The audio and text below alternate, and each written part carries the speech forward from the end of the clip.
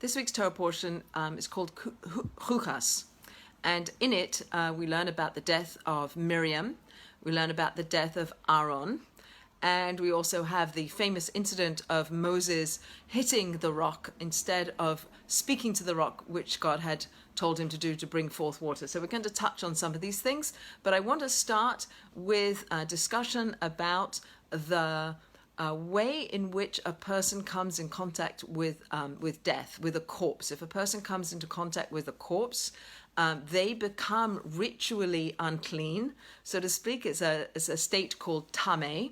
And a person who is tameh is unable to come into the temple, unable to come into the tabernacle. And so in order to become tahor, in order to become ritually clean, this person has to go to the Kohen, go to the priest. And the priest has a process by which they can help render the person who has become tameh by coming in contact with a dead person, helping that person become ritually clean so they can go back into the temple. It involves a procedure involving a red cow, a red heifer. It has to be 100% red, and there's a lot of different stipulations about what this heifer must be like, and they were very rare. And this cow was then burnt, and the ashes were mixed with water and various other things, and that was used, sprinkled onto the person to transition the person from a state of tameh, where they had been in touch with death, to a state of tahor, of ritual purity, so they could go into the temple and bring their offerings, etc.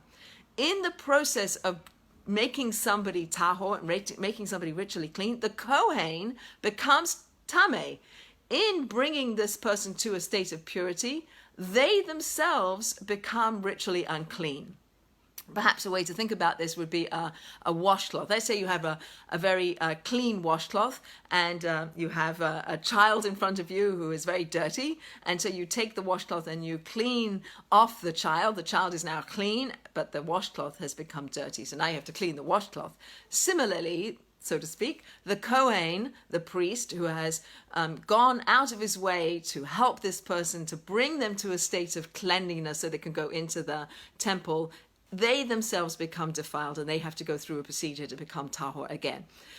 What this speaks about, I think, and there's a theme that runs through that I want to pull out, is a theme of empathy, a theme of loving other people.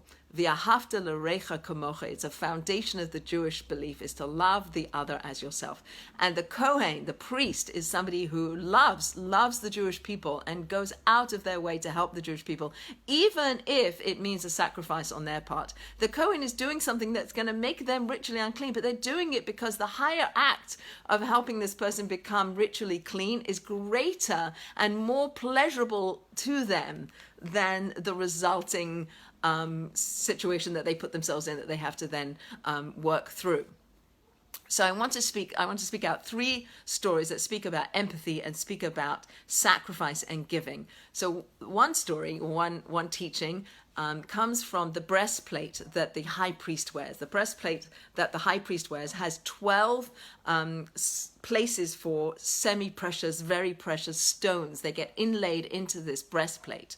And in the description in the Torah, where it says what these stones are, and they were very special stones, they are described as, quote unquote, stones that fill. There's a void, there's a hole in the breastplate, in this gold breastplate, and that hole has to be filled. And these stones fill the void. So their function is what defines them. The function is that they're filling the void, the space there that needs to be filled. And so too, I think we can think about that in our own lives. Like, there's kindnesses that come our way. There's opportunities to do good things. There's a void there to fill. And we get the opportunity to fill it if we choose to. And so it's one of these teachings that says, when a kindness comes your way, when the opportunity to do good, or even more than that, go out of your way to find those voids that need to be filled and fill them. So just like the stones in the breastplate of the Kohen Gadol are described as stones that fill, so too we could strive to be people who fill the void, people who help other people who go out of their way to find the voids that need to be filled and fill them. Following on from that, I have another story that's told by Rabbi Nachman of Bretzlav, and he tells a story of a king who has a son, a prince, and this prince decides that he's a rooster. and he goes under the table. He takes all his clothes off and he goes under the table and he clucks around and he pretends he's a rooster, cock-a-doodle-doo, under the table, pecking at the droppings on the floor. And the king is beside himself. He doesn't want his prince to be under the table pretending to be a rooster. He wants him to be the prince of the nation. And he's very beside himself. He doesn't know what to do, and he's very upset with the situation. And one of his courtiers says, why don't you go get the rabbi? The rabbi can help you. So they call the rabbi, and the rabbi comes in and he assesses the situation, and he takes his clothes off and he goes under the table with the rooster, and he starts to cock-a-doodle-doodle with the prince under the table, and he starts to peck at the food.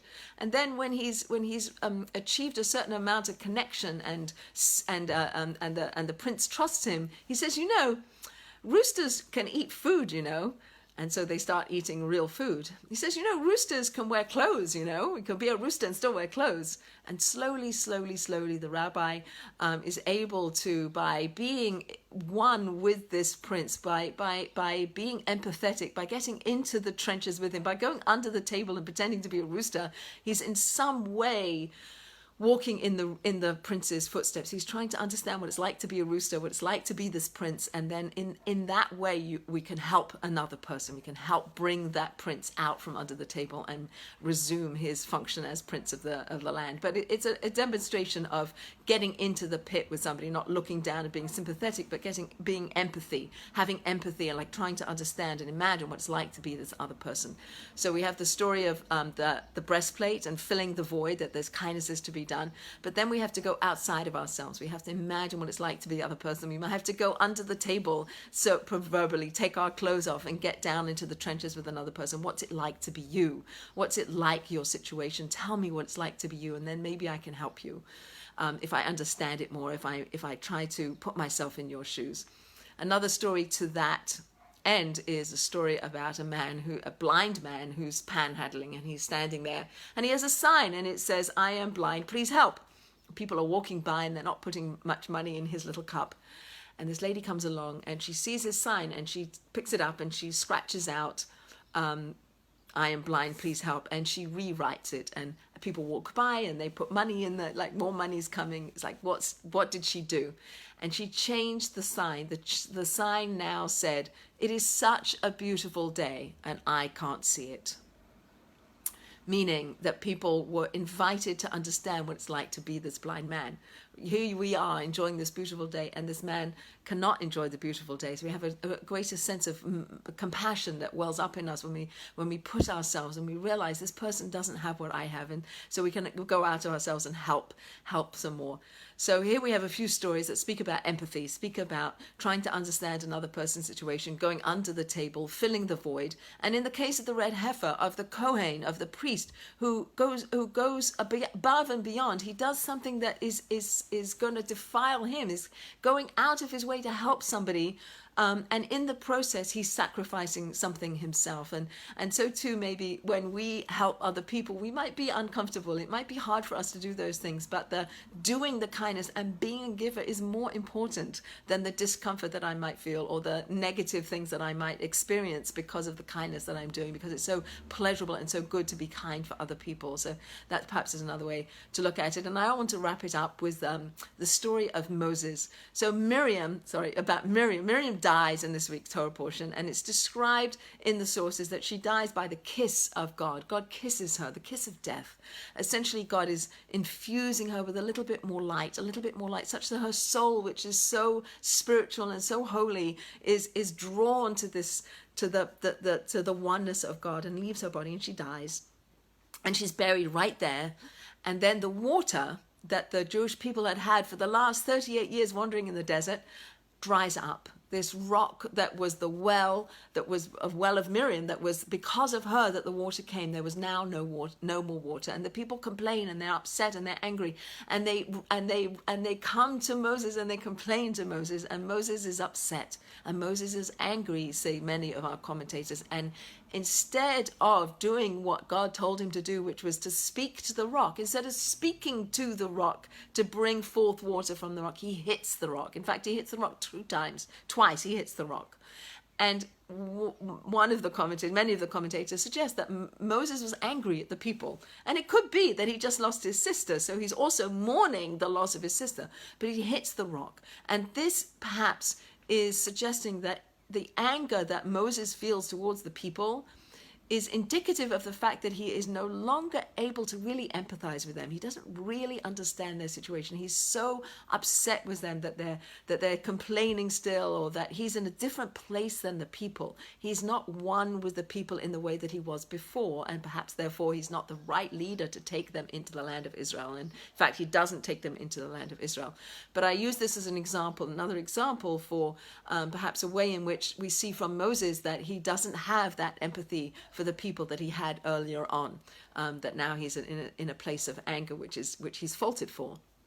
So to wrap it all up, I think that there's a theme through this week's Torah portion which speaks about the importance of being kind, and the importance of filling the void as the stones in the breastplate, the importance of being empathetic and trying to understand another person's situation, like going under the table and being like the rooster in the rooster story, and to imagine what it's like to not see the beautiful day, the blind man standing there saying, "Help me," when we feel that the loss that this person has for not having their sight, then we arouses more compassion and more kindness from us, and that Moses had lost some of that empathy when he hit the rock, that he became angry at the people. And so the message, I think, for us today is to look for those opportunities of kindness, to be kind, to sacrifice ourselves on the altar of being kind, and thereby bring more love into the world.